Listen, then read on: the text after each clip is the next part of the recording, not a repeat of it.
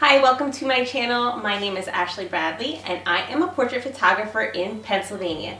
In this video, I am going to be going over the 8 steps that I do to create an amazing client experience, so stick around.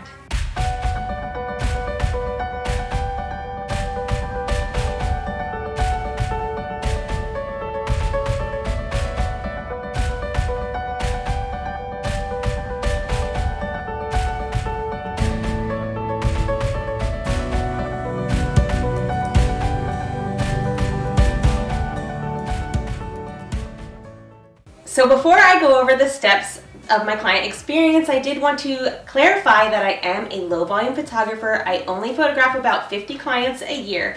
If you are a high volume photographer, doing a client experience this way may be more time consuming than your time allows. So you can probably take a couple of these steps and implement them into your photography business, but I did want to clarify that this may be more time consuming, so keep that in mind. Step 1. The first step that I like to do with all of my potential clients before they even book in is to schedule a phone call. It's a 15-minute phone call where I get to know what they're exactly looking for and they get to know me a little better. During this phone call, I go over what is included in the photo shoot, my base pricing, and what to expect. At the end of the phone call, they can decide to book in or decide to think about it. One of my favorite things about doing the phone call is it sets the client expectations for how involved I'm going to be in their photo shoot. I love to do things on a more personal level, so I feel like that really sets the tone for what the client can expect over the next few weeks or next coming months, depending on when they're booking in. Number 2, booking in a professional manner. When my clients book in, they receive a contract. The contract goes over my studio policies and what to expect during their session. This way there is no miscommunication of things and they have to sign off on it. The second thing that they get is an easy to pay invoice. Depending on how your business works, this could appear different from each photographer. So back when I was more high volume, I used to have them pay a substantial deposit. So a 50% deposit to book in on my calendar. Now, since I am IPS, in-person sales, I have them pay the full session fee prior to booking in on my calendar. Both of these tools I tell on the phone call are due within 48 hours to book in on my schedule.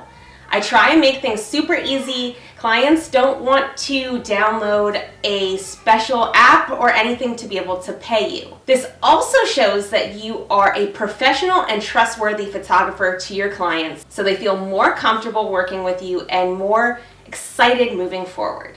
Step number 3, the client guide.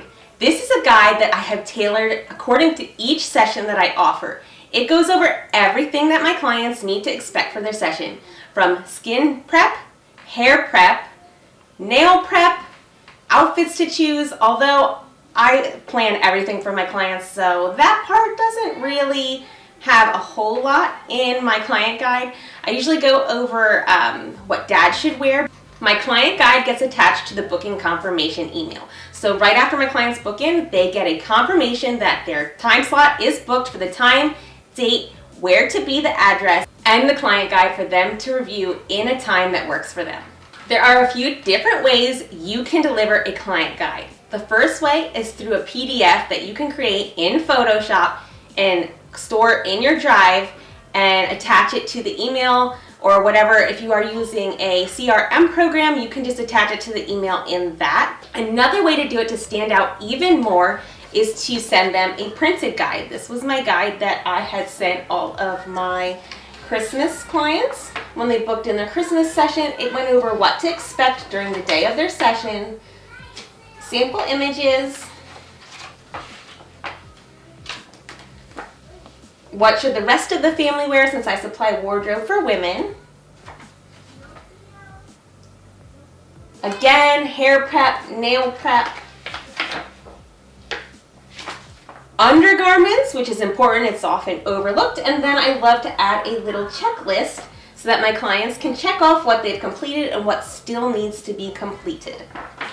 Having a client guide provides a better experience for our clients, and it also sets the stage for more polished pictures because they're coming in with your guidance how they need to be prepared.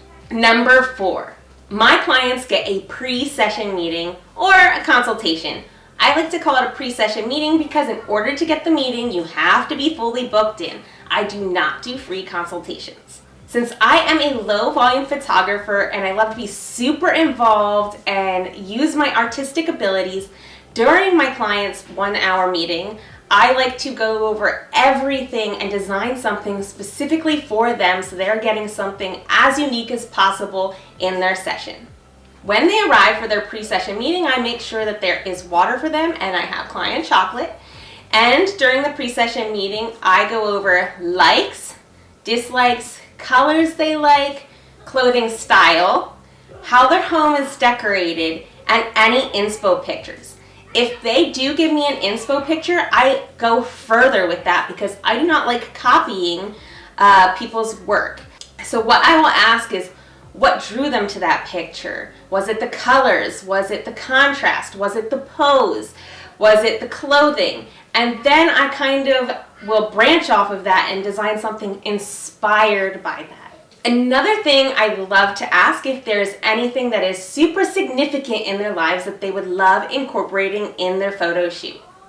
I do love really designing one-of-a-kind custom pieces for my clients, so from there I will get to brainstorming over the next few days or weeks on how I want to style something specifically for that special thing that they want to include. At the end of this session, my client has a pretty firm idea of what to expect on the day of their photo shoot. I break it down pretty simply. This look is going to look like this, this, and this. This look is going to look like this, this, and this.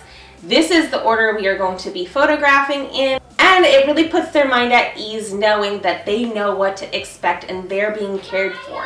In the pre-session meeting, because I am IPS, I do also love going over the products that I offer, the pricing of them, and then let my clients touch and feel them so they can start thinking about what they would love their art displayed on. Is it acrylic? Is it a frame print? But they can really start thinking about that. Number 5, email reminders. This is super important to be sending your client email reminders. I love to send my email reminders 1 week prior to their session to remind them that their session is coming up, the time they are supposed to be there, the date, important addresses. My clients have to go to a makeup artist prior to coming to me, so it has her address, the time that the makeup appointment is there, and the time their appointment with me should start. My 1 week email reminder will also go over anything that they may need to purchase still for their session. Undergarments are important. It will also go over their hair and skin prep and how to arrive at the makeup artist that day.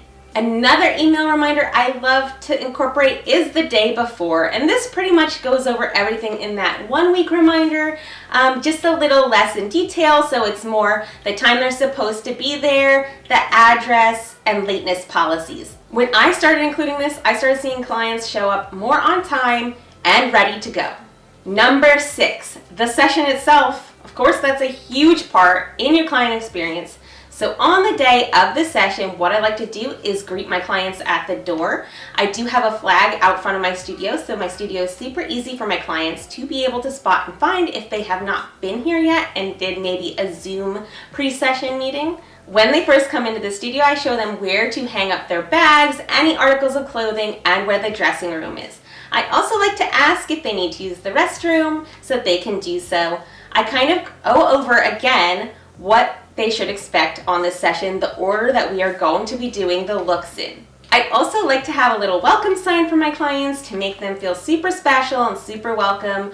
Drinks, of course, so I like to include water and sometimes Prosecco if it is not a maternity session. I do also like to incorporate a little snack tray as well. Mine consists of cheese, salami, and strawberries. I do also have luxury chocolates out as well.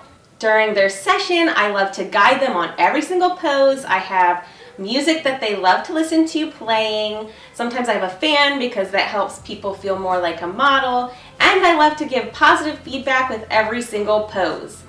You look awesome! Great job! It goes a long way. At the end of my client's session, I love to give them a little gift to go home with and a personalized note to show that I appreciate them choosing my photography business. At the end of the session, I also love to go over what to expect after their session. Now, if you are, let's say, a shoot and burn photographer, when they should expect their images and online gallery to be delivered by with me, since I am IPS, when to expect the link to book their ordering appointment, what to expect from their ordering appointment, and a time frame of when to expect the final images to be done. Number 7. Now this would be for if you are IPS only.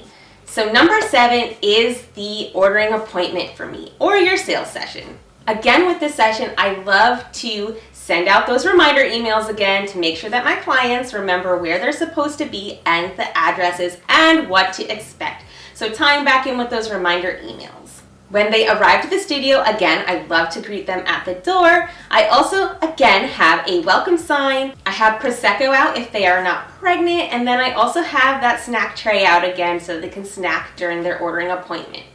At the beginning of the appointment, I like to go over what they should expect during the appointment. So for me, it would be, I'm going to show you a slideshow of your images. After you see your images, we will rate them yes or no, and keep narrowing them down from there. After we've narrowed down the pictures to the pictures that they truly love, I go over the products again and ask them what product that they would like to purchase and if we need to narrow down any more images from those. Then once the ordering appointment is finished, I bring up their pictures again after payment is made, say, these are the pictures that you have ordered, show them in a slideshow. Do you love them? Once that is over, I like to set the expectations again for what to expect, when to expect the pictures by, and to pick them up by. What I have learned is to over-deliver. Sometimes labs get backed up, and that is not our fault. Sometimes things get messed up at the lab, and that is not our fault. So what I like to do is shoot the furthest timeline that I would want to get my clients. So I like to say 4 weeks. If the images are here before 4 weeks, then my client gets them early and is super surprised that they've gotten them early. Now, if something happened with the order, I now don't have to send my client something, sorry, something happened with your order, you're going to have to wait.